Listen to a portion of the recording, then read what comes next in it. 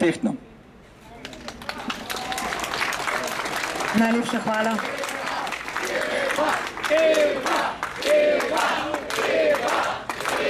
Vse skupaj lepo pozdravljam. Najprej mi dovolite, da se zahvalim vsem, ki vztrajate pred sodiščem, kjer se borite za pravično in pošteno ter pravno državo. In vse čestitke gospodu Alešu Primcu, ki je ta gonilna sila tega pravičnega boja.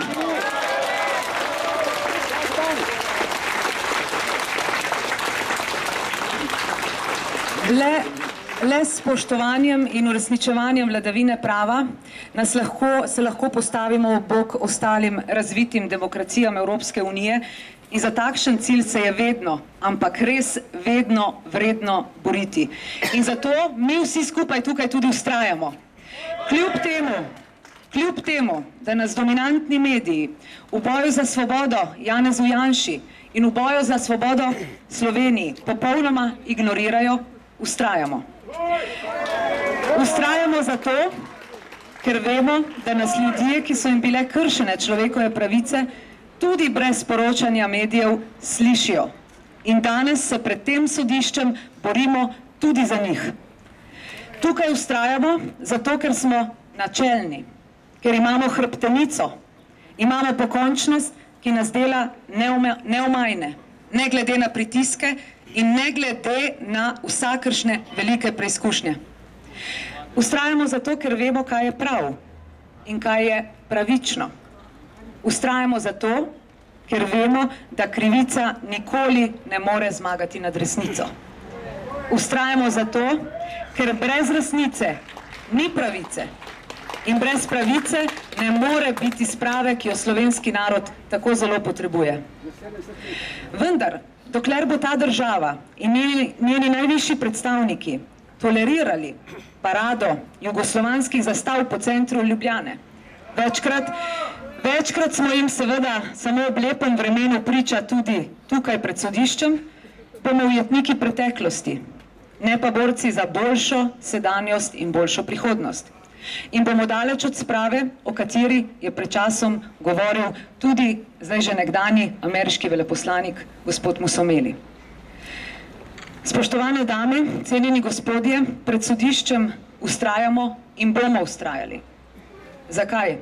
Prvič, ker mineva že 5. teden, odkar je Janez Janša zaprt na Dobu zaradi krivične obsodbe. Obsodbe brez dokazov. Sodba je politična, njen namen pa jasen. Vodjo opozicije odstraniti z političnega prizorišča.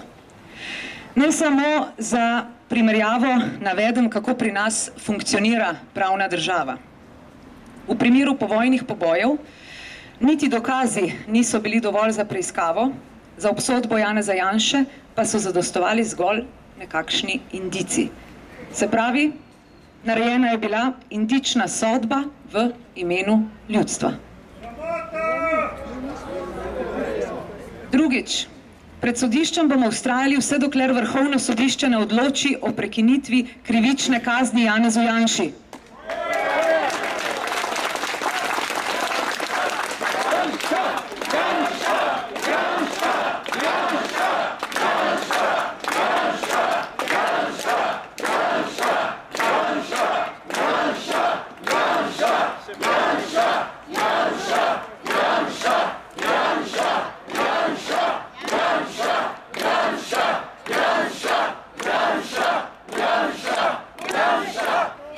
Tretjič, pred sodiščem bomo vztrajali tudi zato, ker slovensko pravosodje deluje neučinkovito in dokazano krati človekove pravice, obenem pa zato nihče ne odgovarja. Četrtič, pred sodiščem bomo vztrajali zato, ker imamo pravico, da v naših postopkih na sodiščih odločajo ljudje, ki niso bili v prejšnjem sistemu na visokih položajih in niso grobo kršili človekovih pravic. Petič, pred sodiščem bomo vztrajali zaradi Urške, zaradi Jakoba, zaradi Črtomirja, zaradi Nike in zaradi Žana, ki jim nihče, prav nihče ni imel pravice po krivici vzeti očeta na podlagi sodbe brez dokazov. Šestič. Vztrajali bomo pred tem sodiščem zato, ker jih naša vztrajnost in prisotnost moti in jih vznemirja. Moti in vznemirja pa jih zato, ker vedo, da so storili krivico človeku. Vendar so s tem naredili krivico tudi vsem nam.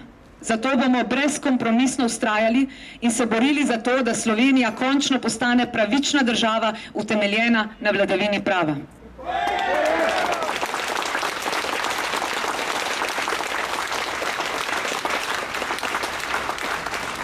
In sedmič, o Janezu Janši so mediji napisali zelo veliko.